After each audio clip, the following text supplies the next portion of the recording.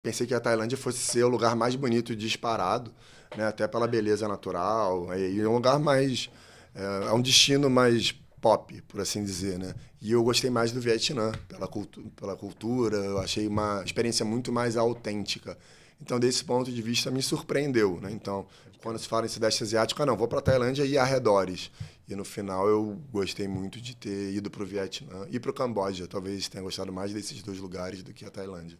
Bom, como eu falei, né, tem muitos paralelos. O primeiro talvez seja a questão da humildade no mundo corporativo, de você saber que você fechar com pessoas que você admira e não você ter inveja. Acho que no mundo corporativo isso é muito forte, que era aquela primeira distinção que eu comentei.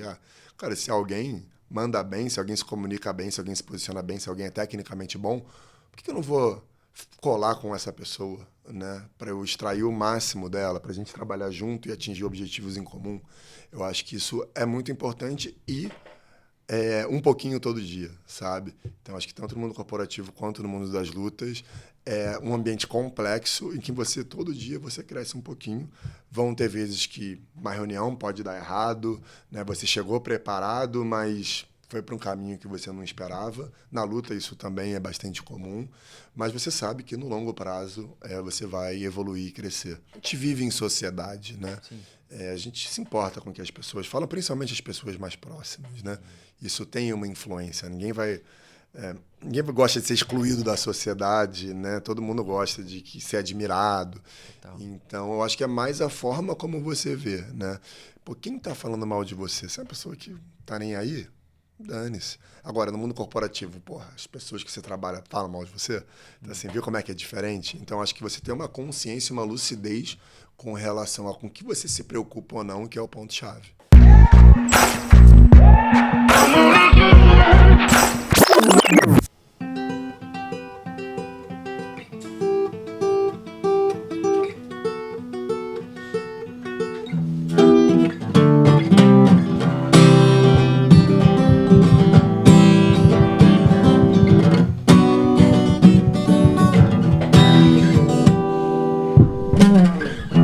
Sensacional. Fala, galera, sejam muito bem-vindos a mais um episódio do Tarja Preta São Silvestre Podcast, onde você vai encontrar dessa vez música, histórias reais, com pessoas reais. A gente fala sobre vida, saúde, paternidade e negócio.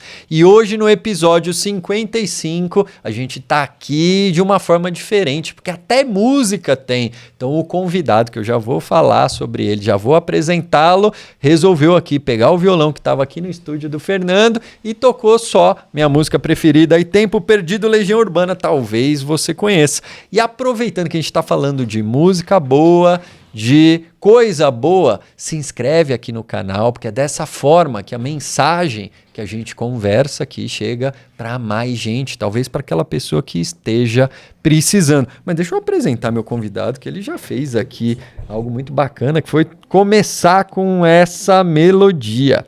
Ele é filho da Liliane e do Paulo Roberto, ele é irmão do André e pai do gato Bruce Savarino. Depois em algum momento ele explica aqui o porquê. Ele é botafoguense, guitarrista, mas puxou o violão aqui, surfista, anda de skate, faixa roxa de jiu-jitsu e algumas outras coisas. Ele é engenheiro por formação e se considera um apaixonado por tecnologia, música, como a gente pôde ouvir aqui, e esportes. Seja muito bem-vindo, Pedro Tomás. Prazer te ter aqui, mano. Muito obrigado, prazer é todo meu, Marcelo. Muito bom, mano. Obrigado pelo convite. Pedrão também faz parte lá do grupo de mentoria. E, cara, uma pergunta. O que o mundo da música e dos esportes, que você diz ser apaixonado, te ensinou que você não encontra, por exemplo... O que você encontrou nesses dois mundos que você não encontra no mundo corporativo, por exemplo? Eu diria que... tem muitas coisas em comum, Marcelo, mais do que a gente poderia imaginar. Legal. Eu diria assim, na minha cabeça agora vem mais fatores em comum, como a questão da dedicação, como a questão de você não ter corta-caminho, né? E principalmente da colaboração, tá? Então eu acho que assim, talvez, dependendo da cultura da empresa, o fator colaborativo nos esportes seja algo mais forte, Porque muitas das vezes em esportes coletivos, ou tem esportes individuais, você aprende mais com o seu colega do que com o seu instrutor.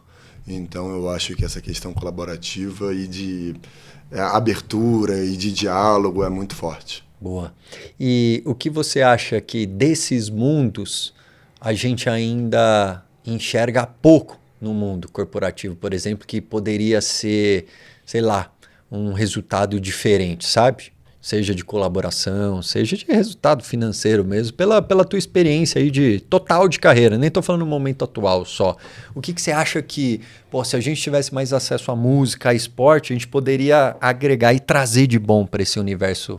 Sim, eu acho que talvez exista um tabu com relação à troca no mundo corporativo mais do que existe no mundo musical dos esportes. Deixa eu explicar. Nos anos 90, lá, quando a gente estudava música, a troca era muito mais dificultada. A gente tinha que conhecer alguém que tocava música ou entrar numa escola de música. E hoje em dia é muito mais aberto, através das redes sociais, através dos cursos online. Eu acredito que no mundo corporativo, apesar de estar muito mais forte hoje, acredito que ainda haja um certo tabu em você querer melhorar, em taxar talvez como coaching, sabe? Então acho que nesse sentido eu acredito que o esporte e a música seja um pouco mais democrático. Boa. E da onde vem, mano, toda essa vivência? Da onde vem, assim, esporte, música, vem da família, vem da onde vem? Por que você entrou nessa parada? Legal. Eu acho que, assim, o meu irmão, eu tenho um irmão mais velho, né, 5 anos mais velho, que foi uma pessoa que me influenciou muito. Legal. Então, tudo que eu faço, ele em algum momento se dedicou, né, tinha um professor de violão que ia lá uma vez por semana, ele também surfava, também treinou jiu-jitsu. Eu acho que é um pouco da cultura da onde eu moro, onde eu fui criado, na Barra da Tijuca, lá no Rio. E cada vez que eu me dedicava, seja um esporte, a música, você via que um universo se abria, né? Você conhecia muitas pessoas apaixonadas, muitas pessoas dedicadas, muitas pessoas colaborativas que te ensinavam muito. E essa troca, para mim, foi algo assim que não tem valor, sabe? Boa, boa. E aproveitando que você falou onde você nasceu, com esse teu sotaque aí mais rouco hoje, tá parecendo a voz do Cid Moreira ali, hã? É quem dera, né? Ô louco. E já puxou um violão aqui e tal. Qual que é a principal diferença cultural, já que a gente tá falando um pouco de cultura também, você encontrou entre Rio e São Paulo? Olha, essa pergunta capciosa, né? Eu diria que o carioca, ele aparenta ser uma pessoa mais aberta, mas que no fundo eu acho que talvez ele seja até mais dividido em silos do que o paulistano, né? É mesmo? Sim, eu acredito que no fundo, sim. Então, acho que tem aquela casca de você, não, seja meu amigo, vamos sair, só que no fundo eu acho que cada um tem seu grupo, tem seu silo. Eu acredito que São Paulo seja uma cidade muito mais cosmopolita, até por receber pessoas do Brasil inteiro que moram aqui. Eu vejo essa facilidade de conexão assim com os paulistanos. Pô, mas o Rio recebe do mundo inteiro, velho. Quando você fala de Brasil, um dos principais, se não for o principal destino, é Rio, pô. Acredito que seja mais por turismo, né? Mas não pessoas que realmente se mudaram. Legal, entendi teu ponto. De mudar para tentar alguma coisa diferente, seja por carreira ou qualquer outra coisa, né? Sim, isso. Isso é a minha experiência, tá? Tá. E qual que, entrando nesse ponto aí pra gente dar uma aquecida aqui, qual que é a crença que você tinha sobre São Paulo que quando você chegou aqui e começou a viver era totalmente diferente, mano? O que você ouvia sobre viver em São Paulo ou andar aqui e você fala, cara, mano, eu achava que era desse jeito, mas é totalmente diferente.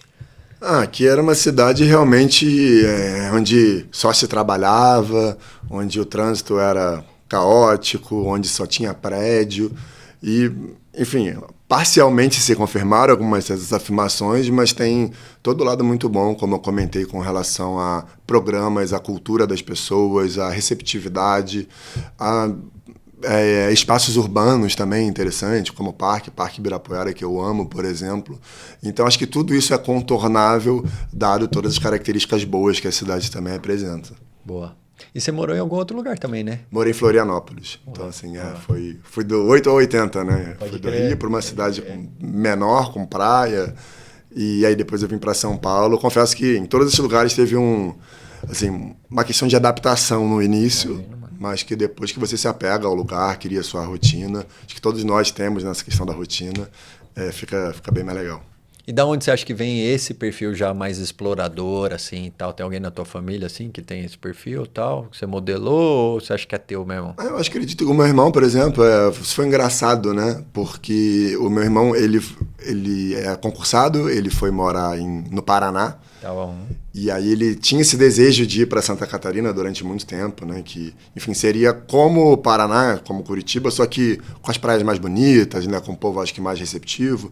E ele estava tentando, né? Há anos. E eu já sabia que talvez, quando eu trabalhava no Rio, que talvez pudesse sair da cidade. Só que eu estava, na verdade, achando que talvez eu viesse para São Paulo, não para Florianópolis, né? Sim. Só que como eu gostava de tecnologia e Florianópolis tem um polo tecnológico relativamente forte, acabou que rolou essa vaga, eu abracei, fui morar lá e assim, o resto da história, né? Quanto tempo você ficou lá? Fiquei 2 anos. E aqui em São Paulo, há quanto já? Eu já tô há quase 5. Boa. Você acha que você muda de novo? Não vou me comprometer com essa resposta, né? Nunca se sabe o dia de amanhã, mas assim, eu diria que ainda tenho mais uns 5, 10 anos para ficar aqui. E quem sabe, eu acho que adaptei. Eu não possuo filhos, né? Mas acredito que quando eu estiver, talvez queira desacelerar um pouco, ir para o interior ou para uma praia. Boa. Mas eu te pergunto, não para te colocar numa posição aí de se comprometer, mas muito mais do tipo, cara, eu tenho desejo de, sei lá, ir morar no interior, morar fora do Brasil, tal. Passa essas paradas assim na tua cabeça, assim, de sair do Brasil, por exemplo. Você fez uma viagem recente que a gente tava... Você vai devolver o violão já? Achei que você ia dar... Ô, louco, mano. Valeu, né? Calma, nem entrei nas músicas do violão ainda, já devolveu o violão pra plateia. Você já passou alguma vez vontade assim de tipo morar fora? Você fez uma viagem recente pro sudeste da Ásia? Antes? Sim, sudeste asiático. Aquele café do Kuwait? Era do Kuwait? Era do Vietnã. Vietnã de ovo, não é? De ovo, café de ovo. Casca de ovo. Café com casca de ovo. Eu nunca ouvi falar nisso até que o Pedro Gostou? Gostei. Achei bem, parecia um cappuccino mesmo, um dia que você falou. Gostoso. Pode crer. Eu passei pelo Catar e aí eu fiz Vietnã, Camboja e Tailândia. E teve um desafio lá, né? Que explodiu uma... Teve desafio, né? Eu não consegui voltar pelo Catar. Da guerra. Da ocorrência da guerra, tive que dar uma voltinha a mais. Mas deu tudo certo no final. E, mano, o que você... Primeiro, responde minha pergunta lá sobre... Já teve vontade alguma vez de morar fora do Brasil e tal? Já tive vontade. Eu acredito que quando eu era mais novo, né? Então, até nessa época que eu estava no Rio de Janeiro, eu estava buscando novos horizontes. Principalmente do ponto de vista profissional. Eu acreditava, assim, que... para um país mais desenvolvido, né, que pagasse melhor, onde você tivesse uma maior qualidade de vida, seria um caminho interessante. Boa. Hoje em dia, eu acredito que assim, eu tenho muita identidade do brasileiro, da cultura brasileira, de pertencer a um todo. Então, não é algo que eu almejo atualmente. Né? É diferente. Sim, diferente. E lá na Ásia, mano, falando em diferente, o que você viu de mais diferentão lá? 90% do tempo, talvez alguma coisa diferente. Arrisco dizer, ou talvez não, da tua perspectiva aí. Mas o que você mais te chocou assim de diferença de povo, de cultura mesmo? Eu acho que o pensamento como sociedade, né? Então, tanto do ponto de vista de educação, das pessoas saberem que a liberdade delas vai até onde começa da outra pessoa, né? De respeitar muito, de ter uma outra rotação, de não sair atropelando as outras pessoas. Boa. Até do ponto de vista de segurança também, né? Então, o Vietnã, que é um país relativamente pobre, você não tem muitos casos de roubo, de furto. Então, isso foi algo que me impressionou. Eu acho que tem uma conexão entre esses dois fatores de você ser um indivíduo que pensa como sociedade, né? Boa. E...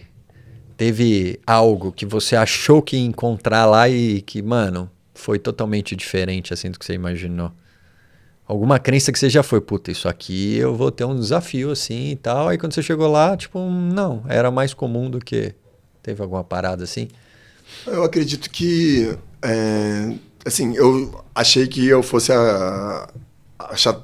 pensei que a Tailândia fosse ser o lugar mais bonito disparado, né? Até pela beleza natural, e é um lugar mais... É um destino mais pop, por assim dizer, né? E eu gostei mais do Vietnã, pela cultura, eu achei uma experiência muito mais autêntica. Então, desse ponto de vista, me surpreendeu, né? Então, quando se fala em Sudeste Asiático, não, vou para a Tailândia e arredores. E no final eu gostei muito de ter ido para o Vietnã e para o Camboja. Talvez tenha gostado mais desses 2 lugares do que a Tailândia. Diferentão. Diferentão. E lá no... tem alguma coisa ainda, tipo, sei lá, Museu a Céu Aberto sobre a guerra? Tem alguma parada, alguma menção sobre a guerra ou do Então, Vietnã ou não? não, eu assim, tem, mas aonde eu fui não era o foco. Tá bom. Né? Eu fui mais para a capital. Acredito que mais lá no sul que você consegue visitar as trincheiras, né, os resquícios da guerra lá em Ho Chi Minh, né, que é uma cidade que era a antiga Saigon, que mudou para Ho Chi Minh, que foi o líder da guerra do Vietnã. Onde eu fiquei, assim, tem a cultura do vietnamita muito forte. Você vê a bandeirinha ali do comunismo, né, espalhada em todos os lugares da cidade, mas citações diretas à guerra, não. Então, fui no túmulo lá do Ho Chi Minh, né, algumas questões culturais associadas à guerra, mas não necessariamente diretamente relacionado. Boa, boa, legal. Cara, e a gente fala nos encontros lá da mentoria também bastante sobre comunicação, inclusive a gente está vivendo uma oportunidade exatamente agora e tal, mas eu vou para uma linha diferente. O que você acreditava há 6 meses atrás que hoje você enxerga de forma diferente? Assim, o que você mudou de opinião nos últimos 6 meses? Assim, sobre o mundo mesmo, sobre você, sobre qualquer coisa. Quando você quiser ir. Eu acho que, assim, por exemplo, a viagem abriu algumas, né, muito a minha cabeça com relação à cultura, porque tem muita gente que passa a vida inteira, que tem uma condição financeira boa e não conhece a Ásia. Né? Então, assim, você imagina aquilo, nossa, pô, que diferente, que legal. Só que, ao mesmo tempo, aquilo não faz parte de mim. Né? Então, eu acho que reforçou muito essa questão de, cara, é interessante, mas não é para mim, sabe? De autoconhecimento, de você saber, talvez, onde você quer viver, da forma que você quer viver. Então, eu acho que reforçou um pouco nesse sentido. E você é um cara que já investia em autoconhecimento? Já, Já com curtiu certeza. essa? Já curtia e cada vez mais, né? Eu acho que é importante a gente se conhecer, pegar os atalhos ali para atingir a plenitude, né? Qual foi o último atalho que você pegou então? Vai, pra gente compartilhar. Eu sempre pergunto aqui um livro, mas deixo o livro para daqui a pouco. Você falou de pegar os atalhos pra gente se conhecer e tal, e cada vez mais o tempo tá escasso, né? Sim. É escasso assim, o tempo é o mesmo, mas a gente ocupa o nosso tempo com várias outras coisas. Cada vez mais no mundo digital, talvez mais, né? Com distração e tudo. E o que você costuma fazer para investir no autoconhecimento? Quais são os atalhos, assim, o que mais, tipo... Os meios, você fala, ou mais assim, o que Os que eu. caminhos. Os caminhos? É. Eu acho que muito essa questão de você saber explorar os melhores sentimentos em um determinado momento que vão te levar ao seu objetivo. Fala, mas aprofunda mais nisso aí. Então, assim, muitas das vezes você talvez esteja num relacionamento, seja com um amigo, seja com os pais, com alguém que é muito importante para você, né? Tá bom? E aí você tem que entender muitas vezes, cara, qual o sentimento agora, nesse momento aqui, que talvez eu tenha que puxar para que eu atinja o meu objetivo.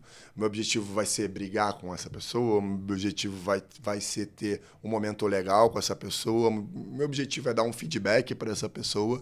Então eu acho que é muito importante a gente saber dosar os nossos sentimentos para que a gente não descambe para o lado errado, por assim dizer. Né? Não acabe numa briga, não acabe machucando uma outra pessoa. Eu acho que isso é uma coisa que atualmente eu valorizo muito e tento, né? Mas é difícil. Exige muito autocontrole e autoconhecimento, É principalmente. uma jornada, né? Uma É uma jornada.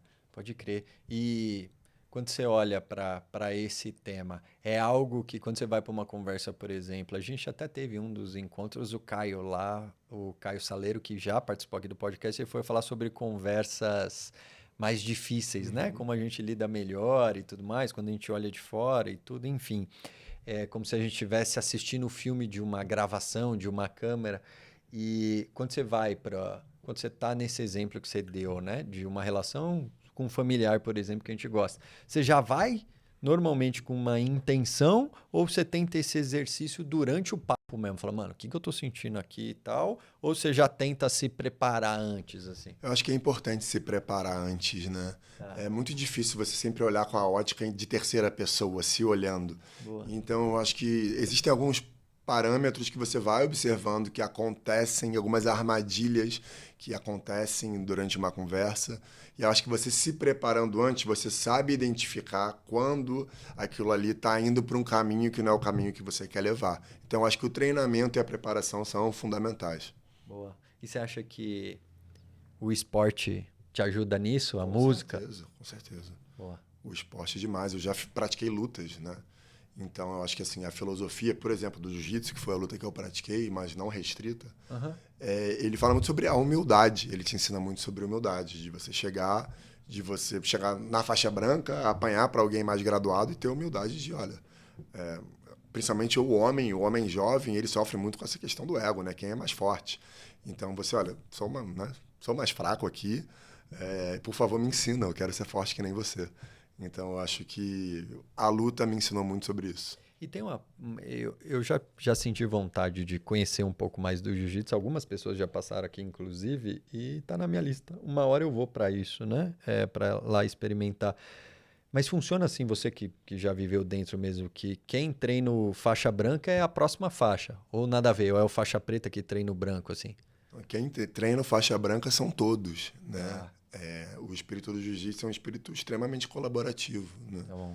Então, claro que talvez um rival mais direto ali, com quem você rivaliza, talvez essa pessoa fique um pouco mais contida, que ela é a pessoa que vai querer ganhar de você. Boa. Mas na maioria dos casos, assim, você ganha de quem você ganha, você perde de quem você perde, e ali a gente está sempre trocando. Boa. E o que o jiu-jitsu mais te ensinou até hoje, assim? Eu acho que muita resiliência, né? Então, assim, dói. Dói fisicamente, você diz? Fisicamente, dói. Então, não é achar que a arte suave, de suave é só um nome, né? Mas a verdade é que machuca. Então, tem essa questão da resiliência, tem a questão da dedicação, né? Então, a gente estava falando do mundo geek. Cara, jiu-jitsu é um esporte de nerd. Né? É mesmo? Claro que parte física... Como assim? É você, cara, praticar e saber o detalhe ali do movimento. É muito sobre estratégia, sabe? Eu diria que, assim, por exemplo, se você pega um Muay Thai, onde você pega um cara pequeno e um grande, né? O grande mais jovem, maior, com mais disposição, acho que ele vai ter uma vantagem muito grande. Eu acredito que no jiu-jitsu, quem é mais dedicado tem a maior vantagem. Então, acho que o estudo e a preparação no jiu-jitsu contam muito.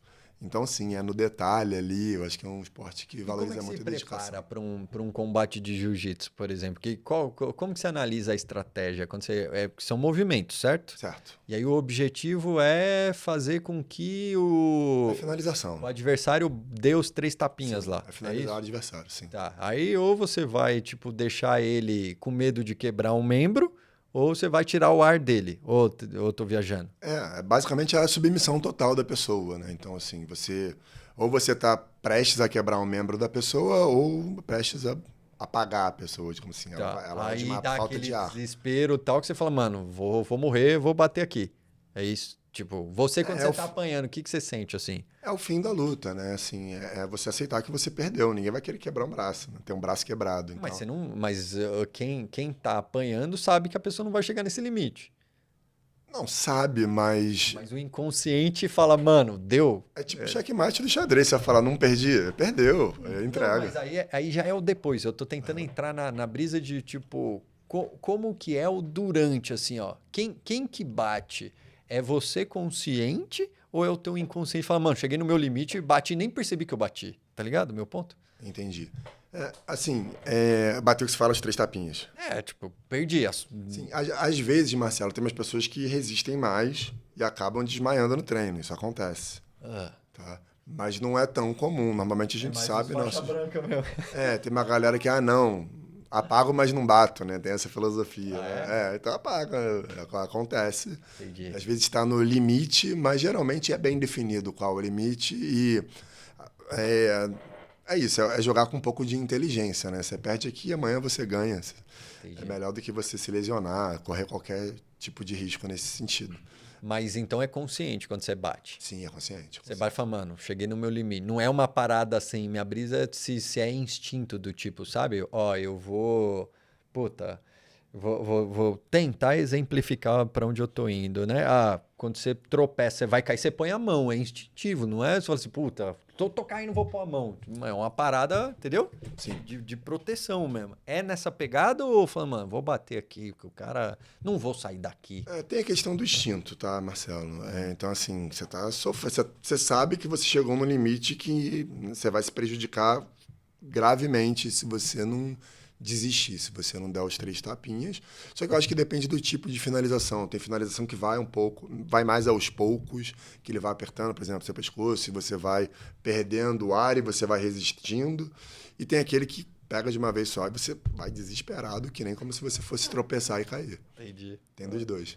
Já, tipo, mano, você nem viu, né? Às vezes logo no início da luta, né? No início da luta a pessoa vai, fala alguma coisa que não espera. Entendi. É uma dor muito aguda. Enfim.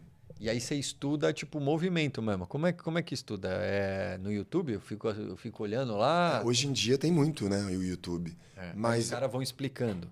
Vão explicando. Né? É como se fosse um xadrez, né? Então, assim, eu te dou um golpe, aí você defende e talvez você já tenha até um ataque para esse meu golpe. Ou eu já tenho um ataque para sua defesa. E às vezes eu já fico vulnerável de um jeito, Sim. porque eu sei que você vai fazer aquele ataque, mas na verdade eu já estou pensando no ataque que eu vou fazer depois da defesa que eu fizer do teu golpe. Exatamente. Então, assim, tem um triplo ataque, às vezes, de perna. Né? Eu vou no pé, aí o cara defende, eu vou no joelho, aí ele defende, eu vou na panturrilha.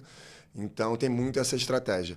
A maior diferença para o xadrez, eu acho, é que os peões não são todos iguais. Então, assim, vão ter movimentos que eu vou executar melhor do que outros.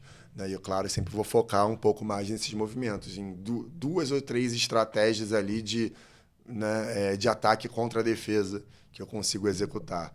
E aí você vai se descobrindo, você vai vendo onde... Na faixa branca é difícil, porque tudo dá errado. Né? Faixa preta vai lá... Não segurar, não. A faixa preta vai lá e fala, olha, é assim que funciona, o cara vai se defender assim, você faz assado, beleza. Se você for lutar com alguém mais graduado que você, nunca vai funcionar. E você fala, pô, será que eu aprendi direito? Então, aos poucos, você vai entendendo o que dá mais certo para você e aplicando. Mas é uma parada livre de movimento ou tem uma lista de movimento lá que você pode fazer, ó, essa lista aqui e... Porque senão é muito amplo, mano. Do tipo, tô eu viajando aqui, né? E eu tô seguindo uma linha aqui, eu já vou dizer para onde a gente tá indo. Mas, por exemplo, eu vou lá, seguro no colarinho. Tá, mas eu tenho várias formas de segurar. Ou tem uma boa pra falar, meu, são esses os movimentos base. Tem essa parada ou não? Sim, tem essa parada. E cada nível de detalhe importa, sabe? Como eu falei, o motivo pelo qual eu falei que era coisa de nerd, é porque às vezes assim, puxa o cara pra guarda dessa forma. Olha como é que o cara fica solto. Agora puxa dessa, aí você capota o cara. Então, assim, às vezes um detalhe faz toda a diferença na mecânica do movimento. Você tá pegando, tá. A altura, se você tá com o polegar para dentro, se você tá com o polegar para fora, se a mão tá por dentro, se a mão tá por fora, tudo isso faz muita diferença. E quando rola muito de quando termina uma luta, na maioria das vezes você perde, assim, das pessoas falam, porra, eu perdi porque fulano fez tal coisa, de botar a culpa no externo, ou a galera tem uma filosofia de assumir mais, puta, perdi porque eu vacilei aqui. Qual que é a tua opinião? Eu acho que isso é um pouco genérico para todos os esportes, né? Então, assim, eu acho que se tiver uma diferença de nível muito grande, você vai saber que não tinha o que fazer. Né? Mas, de forma geral, eu acho que sempre é válido você tentar identificar seus erros, claro, nunca subestimando o seu adversário, que teve seus méritos, mas você tentar entender o que você poderia ter feito de diferente. Então, eu acho que varia de caso a caso. E quando a gente leva essa perspectiva para o mundo corporativo, por exemplo, que a gente já falou algumas vezes, olhando para a tua experiência e para a tua carreira e o que você vê de outras pessoas também, qual que é a tua opinião sobre, a gente já sabe que a gente vai ou ser promovido ou ser demitido. Você acredita nisso? Ou pode acontecer, ou você acredita que, mano, é de repente. Achei que ia ganhar e tô achando que vou ganhar a luta paralelo com o jiu-jitsu, por exemplo, com o esporte. E, mano, de repente... Sim, eu acredito que a percepção e a confiança, elas têm um peso. né? Me explica. Então, assim, se você acha que você vai ser promovido ou demitido, se você está confiante ou se você tem a percepção que isso vai acontecer, eu acho que sim, eu acho que conecta um pouco com a realidade e com o que realmente, de fato, é provável que aconteça. Tá bom? Mas, claro que existem os casos onde você cai do cavalo, né? Onde você está muito confiante e acontece algo que você não esperava. Isso vale para o esporte, isso vale para o mundo corporativo. Mas eu acredito que sim, tem um peso muito grande a sua percepção sobre o todo, só que, novamente, né, acho que tem ferramentas como o Feedback 360, como outras ferramentas para você identificar se aquilo que você pensa é o que também talvez seja um senso comum. Porque dependendo do esporte, acho que menos a luta que o ambiente é aquele, é o tatame, ele não vai mudar teoricamente. O ringue é o ringue, certo? Sim. Mas você que anda de skate, por exemplo, ou surfa, cara, o ambiente, eu acho que o ambiente físico que você tá, ele muda com mais frequência do que numa luta. Faz sentido o que eu tô falando? Do tipo, a pista, você tá andando de skate na street, na rua, por exemplo. Cara, a pista é diferente, o ambiente, do Sim. que o tatame que vai ser sempre ali igual. Sim. Faz sentido? Faz sentido, faz sentido. E aí você pode ter mais influência do ambiente. Pode chover quando você está surfando. Não, surfando é realmente Um ambiente o mais número de hostil. fatores externos que podem mudar tudo é enorme, né? Por exemplo, na competição de surf, né, que acabou de ter, inclusive um brasileiro, o Iago Dora, ganhou, acho que nos últimos 2 dias ganhou a etapa aqui no Brasil. A onda às vezes não vem para você. E aí, vai fazer o quê, né? E hoje em dia tem cartadas na manga. Esses caras eles conseguem uma manobra assim tirar um 10 e acabar vencendo a bateria. Tanto que você vê que, pô, nos anos, apesar de todo esse favoritismo ser mitigado pelas condições externas, você vê que no ano, assim, todos os anos, os últimos 5 costumam se repetir com bastante frequência, né? Então eles de alguma forma conseguem driblar isso através da competência externa, de muita prática. Mas sim, o fator externo é algo que impacta muito. A onda não vem. E o que você acha, para quem até está assistindo a gente, que talvez não tenha vivido nesse ambiente, não tenha crescido talvez nesse ambiente que você cresceu de esporte, de luta tal, mas que está no mundo corporativo, o que você acha que poderia ajudar a ter mais essa percepção dos movimentos que estão acontecendo? Porque, pô, para quem luta um jiu-jitsu, por exemplo, você sente, primeiro quando você chega e fala, mano, acho que hoje vai dar bom ou hoje vai dar merda. Porque você já conhece aquele, talvez, adversário, aquele colega ali de turma. Só que durante a luta você vai sentindo mais, certo? Você vai sentindo o teu corpo, Sim. você vai sentindo mais os movimentos e tal. Qual paralelo você poderia fazer para quem nunca não cresceu nessas experiências e tal, mas que está no mundo corporativo e fala, mano, estão acontecendo vários movimentos. Como é que essa pessoa pode perceber isso? Bom, como eu falei, né, tem muitos paralelos. O primeiro talvez seja a questão da humildade no mundo corporativo, de você saber que você fechar com pessoas que você admira e não você ter inveja. Acho que no mundo corporativo isso é muito forte, que era aquela primeira distinção que eu comentei. Cara, se alguém manda bem, se alguém se comunica bem, se alguém se posiciona bem, se alguém é tecnicamente bom, por que eu não vou colar com essa pessoa, né? Para eu extrair o máximo dela, para a gente trabalhar junto e atingir objetivos em comum? Eu acho que isso é muito importante e um pouquinho todo dia, sabe? Então, acho que tanto no mundo corporativo quanto no mundo das lutas é um ambiente complexo em que você, todo dia, você cresce um pouquinho.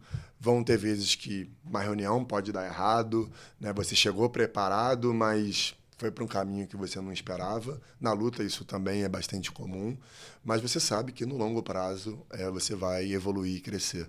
Talvez esse seja o maior paralelo, sim. E deixar claro para essa pessoa que talvez tenha um conhecimento, uma habilidade que você queira desenvolver, mas também quem chegou antes, né? Sim. E a gente honrar essa pessoa que... Não estou nem falando de posição, não. Eu estou falando de tempo mesmo, sim, né? De história. E honrar e deixar que a pessoa saiba disso, do tipo, porra, Pedro, você se comunica super bem. O que você fez, velho? Você fez algum curso? Você leu algum livro? Como é que você faz, né? Para liderar esse tipo de processo bem e tal? Sem dúvida nenhuma, esse é um bom ponto. E, mano, como é que você lida por exemplo, quando você está num momento de insegurança, assim? Porque, pô, eu arrisco dizer que estas suas mudanças físicas de cidade e tal, isso também te deu uma resiliência diferente nessa questão de insegurança e tudo mais, de mudança. Mas teve alguma memória aí na tua história que você fala assim, puta, ali eu lidei de uma forma que, porra, me ensinou. Talvez não como eu imaginei que seria, mas me ajudou a... Tipo um momento tarja preta da vida, sabe? Que eu trago muito. Sim, então, Marcelo, eu acho que as duas mudanças que eu fiz, tanto lá para Florianópolis quanto para São Paulo, as tiveram adaptações muito difíceis, né? Então, quando eu fui para Florianópolis, eu fui em março de 2020. Caraca. Né? Então foi quando estourou a pandemia. Fazia frio na cidade, eu não conhecia ninguém. Eu achava que talvez eu pudesse me enturmar no trabalho, mas eu fiquei de casa. Então foi um momento difícil. E aqui em São Paulo a mesma coisa. Eu já estava, quando eu finalmente estava enturmado em Floripa, estava, né, gostando de morar com a minha rotina, eu vim para cá, morar no centro de São Paulo. Casa, trabalho, trabalho, casa. Né? Então, poluição sonora, né? Então, tudo isso, assim, eu acho que me fez ver que, olha, eu até posso me considerar uma pessoa do mundo, mas existe um preço que você paga, né, com relação à mudança, existe uma adaptação, existe uma sensação de pertencimento. Total. E aí, eu acho que assim, me fez ter humildade assim com relação a isso. Olha, eu acho que hoje em dia eu valorizo muito ter minha rotina, ter meus amigos, minha família e acho que nesse sentido assim, sabe, de não ficar mudando muito, e até por isso que eu quero ficar aqui em São Paulo, já construí minha rotina, acho que eu valorizo muito ela. Pô, boa, da hora. E em algum momento, falando de rotina, de futuro e tal, eu trago muito também nos encontros lá da mentoria a questão de, pô, meus próximos 40 anos, né? Como viver isso e tal. Qual que é a tua perspectiva de vida, assim, mano? O que você acha que vai acontecer no mundo, assim, nos próximos 40 anos? Para onde a gente está indo? Porque a gente ouve falar, até muito no mundo que a gente trabalha, sobre inteligência artificial, sobre tecnologia e tal. E a gente é de uma geração que talvez a gente viu uma mudança muito grande com a internet. A gente viveu isso, né? Ali, enfim, infância, adolescência, depende da idade e tal, mas foi uma mudança razoável, tipo WhatsApp, rede social, a gente pegou o sem e com, beleza? Como é que você vê para onde vai o mundo nesses próximos 40 e o que você se vê fazendo? Aqui eu não estou falando trabalhar na empresa A ou B, tá ligado? É como você se vê mesmo. Sim. Falar que a inteligência artificial vai crescer é chover no molhado, né? Todos nós sabemos. E acredito que isso que a gente está fazendo aqui, falando sobre comunicação, é a soft skill, né? Então, acho que cada vez mais, claro, você vai ter que estar alinhado com a tecnologia, né? Tá ali por dentro, mas ter a soft skill, eu acho que é algo que ainda vai demorar para ser substituído. Então, acho que é um ponto de desenvolvimento que eu, hoje em dia, foco demais. E com relação a minha vida pessoal, né? Eu tive um relacionamento durante um bom tempo, agora eu estou buscando, né, enfim, construir uma família, então é algo que eu busco. Ainda não encontrei a pessoa, mas eu estou querendo me estabilizar aqui em São Paulo, construir uma família Tá e bom. quem sabe depois dar uma desacelerada, né? Depois que eu atingir os meus objetivos profissionais, dar uma desacelerada. Você se vê lutando, tocando? Se você pudesse dormir e acordar, mano, ganhando dinheiro fazendo uma coisa que você gosta, qual seria? Cara, assim, eu realmente sou apaixonado por muitas dessas áreas, sabe? E eu gosto do trabalho que eu faço, né? E eu acho que de uma certa forma até a complementar a música. Eu me dedico à música, né? Faço aula até hoje, gosto de tocar, não só pelo conhecimento em si, mas eu acho que pela troca que você tem com os outros músicos. Então, mas assim, eu não me vejo ganhando dinheiro com isso, né? Eu acredito que eu possa continuar me desenvolvendo na profissão, Mas por hobby mesmo. mais por hobby, sim. Legal, legal. E se você pudesse ganhar dinheiro com alguma coisa, dormiu, acordou ganhando dinheiro com a coisa. A Mega Sena tá bom, né? É? Você joga pelo menos? Não. Oh, Eu jogo, aí não, eu né? jogo, eu falo que eu jogo como um seguro, né? O que é seguro? Todo mundo chega no final do ano, vamos fazer um bolão? E aí eu fico revoltado, porque eu não queria participar do bolão, não acredito que eu vá ganhar na Mega Sena, mas eu fico, cara. Eu lembro do cara do Cervantes, lá do Rio, não sei se vocês conhecem essa Não, história, qual é de que um é? grupo de garçons que apostou na Mega Sena e teve um que falou: Isso é Você é conversa. besteira, conversa. E eles ganharam. Puta. Mas se eu não estiver enganado, eu acho que eles dividiram também com o cara. Mas aí você não joga por seguro, você joga por medo mesmo, Não é cagaço. medo, é o seguro, tipo assim, é o fator seguro. Cara, minha vida vai acabar se eles ganharem e eu ser o arrogante. Tá bonitinho, pode crer. Eu já vivenciei isso, assim. E é muito louco que Olha que como é maluco, né? A gente se sente mais mal por falar não por uma parada que a gente acredita que não vai acontecer, por dar a nossa opinião, com medo de desagradar, acho que mais até as outras. Eu nem sei, eu arrisco dizer, mano, que o não é mais difícil até por não fazer parte do grupo do que pela grana. Faz sentido? Tá entendendo o que eu tô falando? Talvez. Talvez. Se forem pessoas conhecidas, por exemplo, meus amigos de infância fazem um bolão, às vezes eu me sinto uma forma, mano, não vou fazer parte aqui, mano. E Vai eu ser já, único, né? eu já parei pra pensar que eu não sei se tivesse assim grana e fazer parte da tribo. Eu acho que fazer parte da tribo, com certeza, é o que influencia mais do que a grana. Sim, com Porque a certeza. grana você já tem certeza que, mano, a probabilidade é muito, tá ligado? Como é que eu vou ficar aqui? Imagina, sabe aquele grupo de WhatsApp? Rola lá com os meus amigos de infância. Tem um grupo lá e às vezes fala, bolão, tal. Aí você ser o único ali do grupo, daquelas pessoas que você ama e fala assim, mano, não vou. Tá ligado? É o FOMO, né? É o Fear of Missing Out. É. De você... Exato. Pô, vou ficar de fora? Exato. Todo mundo lá, vou ficar de fora. Puta, se eu tô decepcionando essa galera, não. Mas, tipo, é louco, né? É louco. Faz sentido? Sim, aí você acha que talvez se preocupe com o que as pessoas vão falar. Pô, Você já se ali... preocupou muito com que as pessoas, ou ainda se preocupa? Ah, com certeza, Marcelo. Eu acho. Passado ou agora, você diz?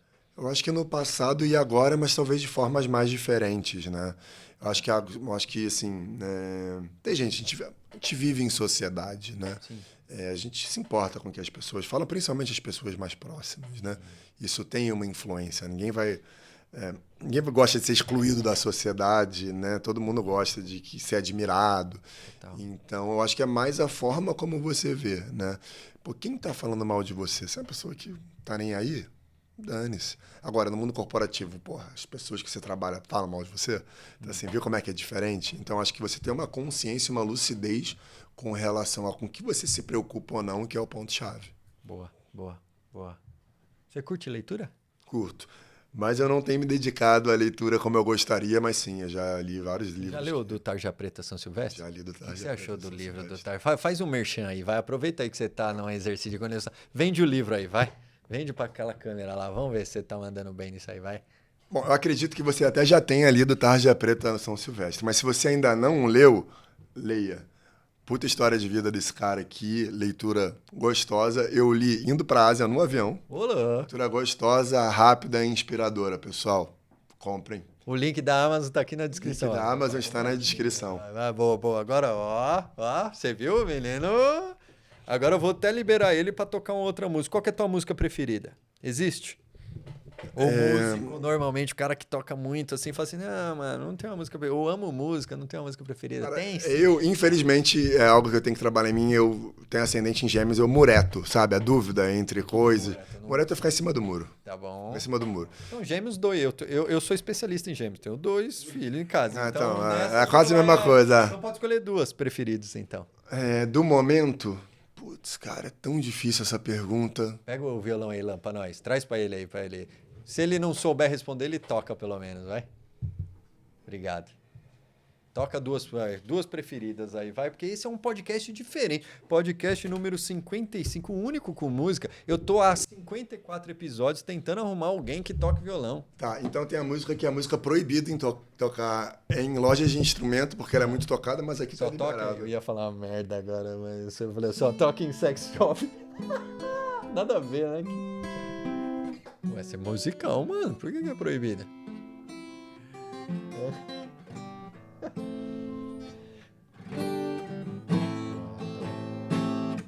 Olha aí.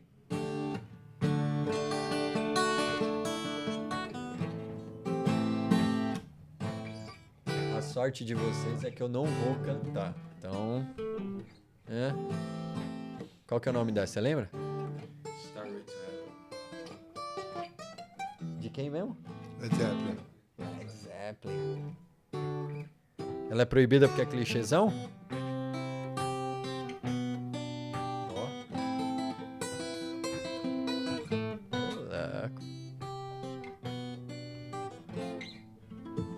Sensacional. Essa é a do lado esquerdo. Gemelar 1, como a gente fala quando nasce gêmeos, é gemelar 1 e gemelar 2. Não é pelo nome, na maternidade. Agora, qual que é o gemelar 2 aí da música pra você? Você falou que Não decide, não. Porque são gêmeos de muitas, né? Mas essa daqui eu acho que talvez seja uma música que me marcou ali no início, quando eu tava aprendendo a tocar guitarra, na minha adolescência, Led Zeppelin. Talvez tenha sido a música. Toca um Red Hot aí pra nós. Vai, Other Side, vou tocar essa semana com o Joaquim e com o Samuel. Side. Joca no teclado e eu no violão, Samuca na guitarra e o mestre Valdir vai no violão barra baixo. Boa. Então vai. Ó. Sensacional.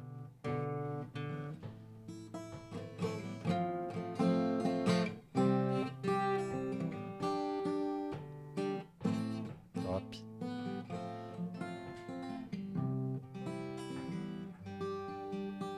Sensacional. Ó, fez até uma... Porra, muito louco. Saiu, não saiu, não saiu. Hã? Porra, da hora, Poxa, da hora. Red Hot? Curto. Cara, eu tenho uma memória muito forte com o Red Hot Chili Peppers, com o CD. Sabe aquele que é uma piscina tipo de Sei, fogo? Californication. É. Cara, Eu escuto até hoje quando eu tô dirigindo na estrada, assim. eu ganhei esse CD da minha mãe. E minha mãe já faleceu, né? Já contei aqui algumas vezes e tal. E eu tenho uma memória muito forte desse CD, assim, quando minha mãe me deu e tal. Foi tipo um CD de aniversário, assim. E é engraçado que eu trago muito essa questão da memória, né? Dos avós pros meus filhos. E Red Hot pintou assim, porra, e a gente tocar num bar. Eles estão com 9 anos. Então eles estão super animados. O Joca vai ser o terceiro show que a gente faz juntos, o Samuca vai ser o segundo. E a gente vai tocar uma música do Red Hot. Então, porra, vem aquela Sim. super legal de gerações, né? Uma pena que ela não está aqui fisicamente para acompanhar, mas sem dúvida nenhuma, independente da crença, onde ela estiver, ela vai assistir esse show de camarote, até melhor do que quem vai estar lá, né? E qual é a tua música preferida desse álbum? Desse álbum, Scar Tissue. Scar Tissue? É. Tem um livro do Anthony, assim, as letras são muito legais. Você vai analisar as letras, até os dias de hoje, Californication, por exemplo, você vê que faz todo sentido ainda. Eu acho eles visionários. Só que tem algumas que são confusas, né? Tão confusas quanto letras do Djavan. E aí, se você ler o livro Scar Tissue, você começa a entender um pouco melhor do mundo deles ali. Tem um livro. Não sabia, mano. Acho que foi escrito pelo Anthony Kidd, se eu não estou enganado, chamado Scar Tissue. Pô, vou dar uma procurada. Nunca ouvi e tal. A minha música preferida mesmo, é engraçado que a gente fala muito de autoconhecimento e algumas respostas meio que básicas, às vezes a gente dá uma travada, né? Igual eu falei, mano, qual que é a tua música preferida e tal? E eu lembro que meus filhos, por serem crianças e a gente tá nesse mundo da música agora, eles falaram, pai, qual que é a tua música preferida? E cara, eu ficava assim, ó. Cara, qual que é a minha música preferida? Qual que é a sua comida preferida? Qual que é a sua fruta preferida? Aí eu falo, porra, mano... Mas você eu pode posso escolher falar um? de outras pessoas e às vezes a gente não sabe falar da gente, É velho. verdade, é verdade. Aí eu cheguei a um ponto e falei, não, tava entre algumas e aí você abriu o podcast, inclusive, com a minha música preferida, que é Tempo Perdido. Mas sempre foi? Cara, foi... eu não... Eu acho que na vida adulta, nos últimos, sei lá, 5 anos pelo menos, eu acho que ela tá na principal. Eu acho que é de momento, né? A gente deve ter músicas preferidas assim durante a vida, mas depois que as crianças nasceram, eu acho que a questão do tempo e que meus pais se foram também, minha mãe foi em 2008, depois meu pai em 16, quando os meninos nasceram, eu acho que o tempo perdido e tem uma conexão também que a gente perdeu um amigo, eu não era tão próximo, mas meus amigos de infância estudavam junto com ele, e eles foram para uma viagem de formatura na 8ª série, se não me engano, lá para Floripa, naquelas praias do Tombo, e esse amigo faleceu afogado. Caramba, cara. E eu lembro que na missa, tal, ali e tal, depois tocou algum lugar desse, tipo, tocou Tempo Perdido. E aí acho que meio que deu uma marcada, aí com a minha história acabou conectando. Mas, cara, o poder da letra, né? Você escuta Legião, por exemplo, Tempo Perdido. Que país é esse? Mano! Entendeu? Sim. E eu acho que é isso que você falou, a memória de uma vez que você escutou a música, como aquilo bateu em você, eu tenho muito disso também. Sim. Música mexe muito com sentimento, né? Muito, muito. E o quanto você, tipo, sei lá, tá indo pra... Eu tô vindo aqui gravar um podcast. Tem alguns tipos de música que me ajudam ou talvez me deixa neutro. Entende? Sim. Então, o quanto que a gente pode usar isso também a nosso favor, né? Se a gente se conhecer mais, fala, pô, esse tipo de música aqui me ajuda, me deixa mais alegre, E me qual é o deixa teu mais objetivo, né? melancólico, né? Você tá triste, aí você vai escutar a música que te deixa triste.